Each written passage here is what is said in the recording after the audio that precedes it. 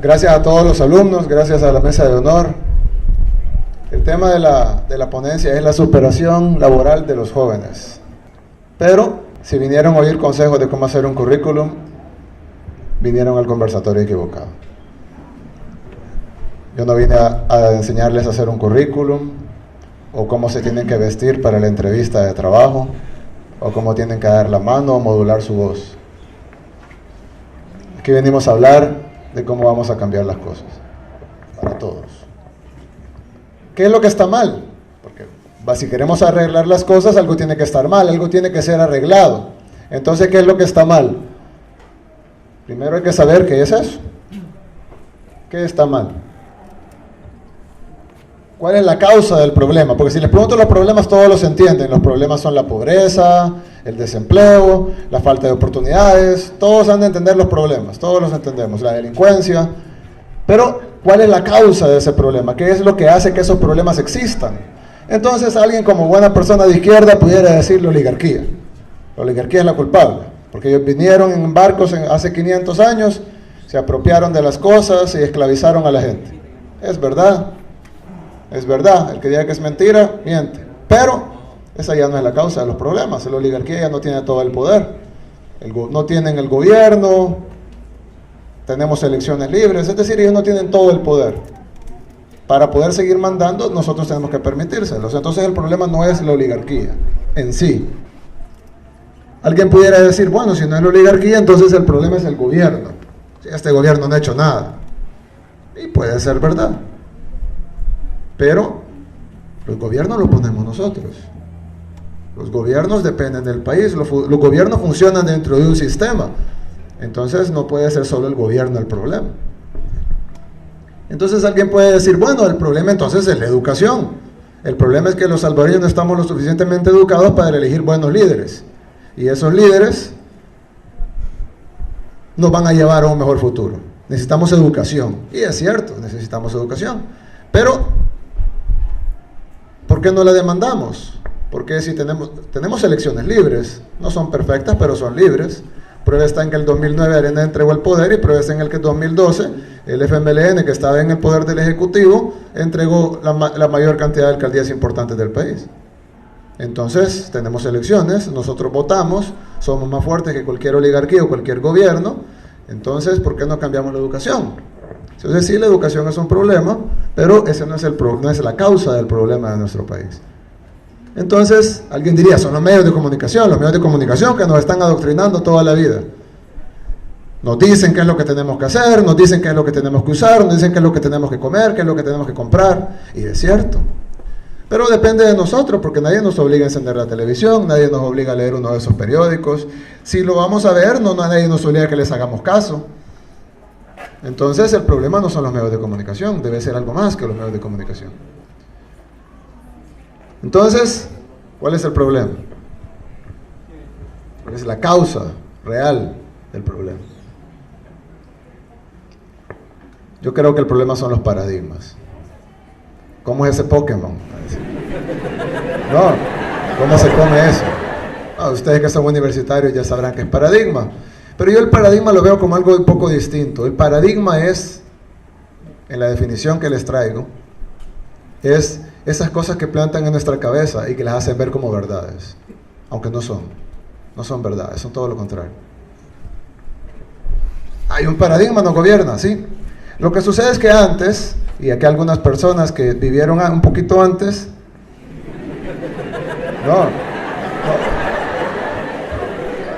una persona que vivieron antes nos puede decir que antes que yo les hablara de la oligarquía, salgo y desaparezco. ¿Sí? Salgo de aquí y desaparezco. Ahora podemos hablar. Es decir, ya no viene la guardia a traernos y hablamos. Ya no nos borran los votos en las urnas. Entonces, ¿cómo pueden seguir gobernándonos si ya no tienen el poder? Ya no tienen el poder, ya no tienen las armas, ya no tienen todo lo que tenían antes. ¿Cómo pueden seguir gobernándonos? Entonces inventaron una serie de paradigmas, las plantaron en nuestras cabezas y ahora nosotros respondemos a esos paradigmas inmediatamente, instintivamente. Un paradigma, un ejemplo de paradigma. La política es mala. Bueno, aquí ya lo dijo. Bueno, se fue, pero aquí ya lo dijo. La política es mala. Entonces no se metan en ella. Como dijo un famoso político, jóvenes, no se metan en política, es mala, déjenmela a mí. Entonces lo que tenemos es un paradigma. La política es mala, por lo tanto ustedes no se metan. Bueno, ¿qué tal si cambiamos la política? ¿Qué tal si los jóvenes entran en política y en lugar de que sea política sea algo malo, lo convertimos en algo bueno? Ese debería ser el paradigma, no este. Este no es tan grave. La gente es pobre porque es perezosa. Eso yo lo he escuchado. Me decía alguien, una persona que quiero mucho, no lo voy a mencionar, pero me decía alguien, una vez estábamos leyendo el periódico, eso que se hacen llamar periódicos aquí, y decía, traen nicaragüenses y hondureños a cortar café. Nicaragüenses y hondureños. Entonces la persona que estaba leyendo la noticia me dijo, qué barbaridad, qué perezosos los salvadoreños. Tienen que traer nicaragüenses y hondureños a cortar café, porque los salvadoreños no quieren trabajar. Y entonces yo le dije, ¿y por qué no vas a cortarlo vos? No tenés trabajo. Te pagarían $95 al mes, libres, por trabajar de sol a sol. ¿Por qué no lo haces tú? No, yo no lo voy a hacer. Bueno, ellos tampoco. Es que el problema no es que sea perezoso. De todos modos, aunque trabaje con $95, no va a salir de la pobreza, ¿o sí? Entonces, la gente no es pobre por perezosa. Yo conozco mucha gente rica que es perezosa. Y conozco mucha gente pobre trabajadora. Hay gente trabajadora, hay gente perezosa, hay gente pobre, hay gente rica. Pero las cuatro cosas no tienen nada que ver. Otro paradigma. Las empresas generan empleo. Ustedes ya han oído eso. Todos han escuchado, no, las empresas generan empleo. Necesitamos más empresas porque son las generadoras de empleo. Eso es mentira. Les voy a demostrar así que es mentira. Imagínense que hipotéticamente hay dos restaurantes. Ponen un restaurante de hamburguesas y enfrente ponen un restaurante de pizza. Y los dos dueños deciden que van a contratar 20 empleados cada uno. Están generando inicialmente el empleo, ahí sí. 20 empleados cada uno, 20 empleados para trabajar en el restaurante de hamburguesas y 20 empleados para trabajar en el restaurante de pizza. Pero ¿qué pasa? Digamos que la gente de San Miguel ¿qué prefieren? ¿La pizza o la hamburguesa? Pizza. Digamos que la pizza. Y entonces van todos a comer pizza. Nadie va a comer hamburguesa. ¿Qué va a suceder con el restaurante de pizza? Crece. Y tú ya no necesita 20 empleados, necesita 40. Y luego necesitan otras sucursales, entonces ya son 80. Y luego otras sucursales son 120. Cuando tienen 5 sucursales son 200 empleados de pizza. Y nadie fue a comer al restaurante de hamburguesas. ¿Qué le va a pasar al restaurante de hamburguesas? Va a quebrar. ¿Y entonces cuántos empleados va a generar? 0. ¿Por qué? Los dos eran empresarios, los dos querían trabajar, los dos querían poner un negocio, los dos tuvieron más o menos la misma idea. ¿Por qué uno genera 200 empleos y el otro 0? Si las empresas generan empleo, los dos deberían de generar 100 empleos cada uno. ¿Por qué uno genera 200 y el otro 0? Porque el que generó los empleos no fueron ellos, fueron los consumidores. Fueron los que decidieron ir a comer pizza, en lugar de ir a comer hamburguesas. Ahí queda demostrado que los 200 empleos, probablemente los 20 empleos iniciales sí los generó el empresario. Pero los 200 empleos que continuaron, que se quedaron al final, lo crearon los consumidores. Y los 20 empleos que se perdieron en el restaurante de hamburguesas, los mataron los consumidores. Entonces las empresas no generan empleo, las generan los consumidores. Es bien fácil de explicar. Sin embargo, vemos los periódicos, escuchamos a los tanques de pensamiento, a los analistas. No, las empresas generan empleo. Y nadie lo contradice, porque es un paradigma. Lo tomamos como una realidad, aunque no es real. Necesitamos incentivos fiscales. Las empresas no vienen a invertir porque pagan muchos impuestos aquí en El Salvador. Necesitamos bajar impuestos para generar incentivo fiscal y que las empresas vengan e inviertan en nuestro país. ¿Suena bien? Bien. La contradicción es que los países con impuestos más altos en el mundo son los de más alta inversión extranjera. Y los países, por ejemplo, en Europa, en Japón, en Estados Unidos, los impuestos son muchísimo, muchísimo más altos que en El Salvador. Y hay más inversión. Y países que tienen menos impuestos que El Salvador, como algunos países de África o Haití, no tienen empresas. Entonces uno diría, bueno, ¿y qué pasa? Bajo esa teoría, Haití y los países de África que no tienen impuestos o que tienen impuestos bajos, deberían de estar llenos de empresas. Y países con impuestos altos como Japón no deberían de tener ninguna empresa. Los empresarios no invierten a donde es más barato. Si no, el municipio de Chirilagua tuviera la mayor cantidad de empresas. Los empresarios invierten donde es más rentable.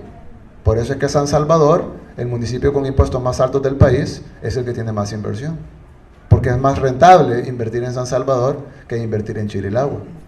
Entonces la realidad es que no tenemos que ser los más baratos. Además siempre va a haber alguien que nos va a ganar en barato. Siempre va a haber una maquila en Bangladesh que esté dispuesta a hacer más barato las cosas que nosotros. La clave es ser competitivo, pero para ser competitivo debemos de ser rentable. Debemos tener una población educada y un consumidor fuerte para que haya gente para trabajar en las empresas y haya consumidores que compren los productos. Entonces no es cierto que necesitamos incentivos fiscales. Ya he escuchado el despilfarro. Dicen, es que nuestro gobierno despilfarra el dinero.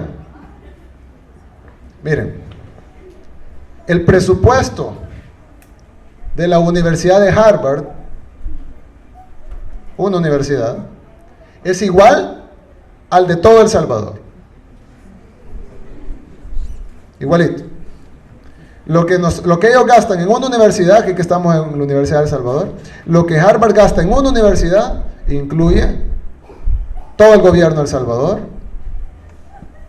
todos los ministerios, la policía, la Fuerza Armada, todas las escuelas, esta universidad, todos los hospitales, todas las embajadas en el mundo, la Asamblea Legislativa, la Corte Suprema de Justicia, todos los juzgados, todos los programas sociales, todas las obras de infraestructura, construcción de calles, todo el gobierno, todos los decenas de miles de empleados del gobierno, todo el gobierno de El Salvador se sostiene con el mismo presupuesto que la Universidad de Harvard.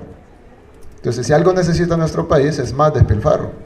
Necesitamos invertir más en el país. Eso no exime de responsabilidad de los funcionarios corruptos. A los funcionarios corruptos metámoslos presos. Pero tenemos que invertir en el país. La excusa de que el funcionario es corrupto no puede ser excusa para no invertir en el país. Entonces el problema no es el despilfarro, sino la carencia de despilfarro. Y este es mi favorito, populismo. Ya no oí esa palabra, se oye feo. Yo escucho, la gente escucha populismo y dice, populismo. ¿Alguien quiere un presidente populista? Nadie. ¿Nadie? Bueno, yo sí. Yo les quiero pedir, después, cuando salgan de aquí, que agarren un diccionario y que busquen la definición de la palabra populismo. Yo lo agarré en el camino acá, el Arús, pues si quieren la cita textual, y decía, populismo, doctrina política que pretende defender los intereses y aspiraciones del pueblo. Eso es malo aquí en El Salvador. Defender los intereses y las aspiraciones del pueblo es malo en El Salvador. Y yo vine a la Universidad de El Salvador, les pregunté si alguien quería un presidente populista y nadie levantó la mano. Es un paradigma. Nos han vendido que el populismo es malo. Eso es malo. Populismo. ¿Y qué es bueno entonces? Hay dos alternativas, dos cosas contrarias al populismo. Está el elitismo, que es la selección de la élite sacada de la masa y trabajar para ellos. O, estoy seguro que nadie está de acuerdo con el elitismo, o el individualismo, que es un poco más noble que el elitismo, pero igual yo prefiero el populismo que el individualismo. Incluso en deportes, para los que les gusta el fútbol, saben que el individualismo no funciona. Así que yo me quedo con el populismo. ¿Por qué les digo todo esto? Porque todos los problemas de nuestro país se sostienen en causas, como les dije, la oligarquía, los medios de comunicación, el gobierno, los políticos. Pero todas esas causas existen en pilares, se sostienen sobre pilares, y esos pilares son los paradigmas. Los paradigmas con los que nos han llenado la cabeza y nos han hecho creer cosas que no son ciertas.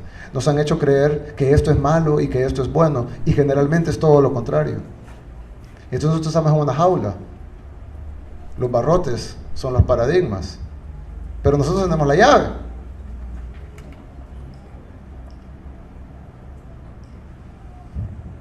Romper los paradigmas. Eso es todo lo que tenemos que hacer. Quitémonos los paradigmas de la cabeza. Cada vez que escuchemos algo, un tanque de pensamiento, o de repente un analista político, o alguien que escribe cartas en el periódico, cada vez que escuchemos esto, si quieren perder su tiempo y leerlo, léanlo, pero analícenlo, escríbanlo con la realidad, agarren un diccionario y vean si lo que les están diciendo es verdad, y tomen las decisiones de acuerdo a eso.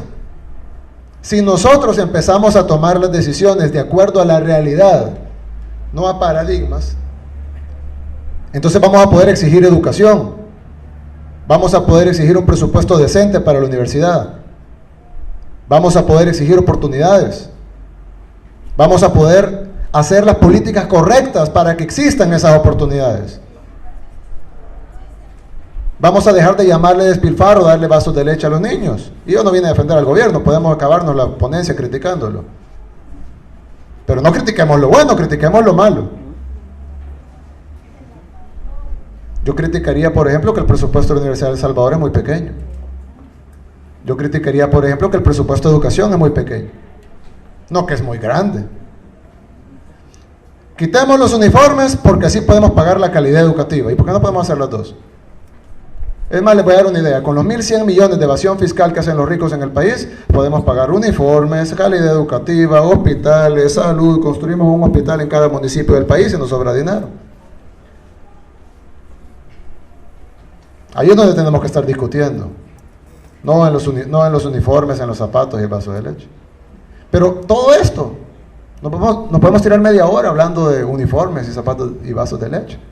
Pero ese no es el problema, esa es la consecuencia de los paradigmas. Entonces, ya que aquí la mayoría son jóvenes, quitémonos los paradigmas, no los aceptemos. Cuando escuchemos algo, critiquémoslo, evaluémoslo 2 veces, preguntémonos por qué. Y entonces vamos a poder cambiar nuestro país. Muchas gracias.